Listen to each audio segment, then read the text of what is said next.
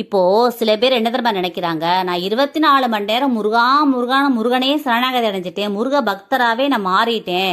அப்படி இருக்கும்போது கூட எங்க குடும்பத்துக்கு மிகப்பெரிய சோதனைகளையும் வேதனைகளையும் முருகப்பெருமான் கொடுக்குறாருன்னு சொல்லி மனசு ரொம்ப கஷ்டப்படுறாங்க. கவலையே படாதீங்க. நீங்க எத்தனையோ ஜென்மங்கள் செய்த பாவத்தோட அடிப்படை தான் இந்த ஜென்மத்துல பலவிதமான கஷ்டங்களை அனுபவிக்கிறது. நீங்க முருகனை கும்பிட ஆரம்பிச்ச பிறகு மிகப்பெரிய கஷ்டத்தை அவர் நீக்கி நீங்க தாங்கக்கூடிய அளவுக்கு குறைந்த கஷ்டமா முருகப்பெருமான் கொடுக்குறாரு. அதுதான் சத்தியபூர்வமான உண்மை. அதாவது உங்க ஜாதகத்துல மரணமே நிகழக்கூடிய சூழல் இருக்கும். அந்த உயிரை எடுக்காம முருகப்பெருமான் அந்த உயிரை எடுக்கக்கூடிய சூழல் இருக்கும் பொழுது கூட அந்த உயிர் போகக்கூடாதுன்னு சொல்லி அதற்கு நிகரான கஷ்டத்தை முருகப்பெருமான் கொடுக்குறாரு. முருக பக்தர்களை அவர் என்னைக்குமே கைவிட்டதே கிடையாது. உங்க குடும்பத்தோட உயிரை காப்பாற்றக்கூடிய தெய்வம் முருகப்பெருமான் தான். அதனால மிகப்பெரிய கஷ்டம் வருதுன்னு கவலையே படாதீங்க. உயிர் போகக்கூடிய சூழலை காப்பாற்றி கொடுத்துட்டாருன்னு சொல்லி சந்தோஷப்படுங்க. முருகா முருகான்னு இறுக்க பிடிச்சுக்கோங்க. நாளடைவில் அந்த கஷ்டங்களை அனைத்தையும் முருகப்பெருமான் தீர்த்து விடுவார்.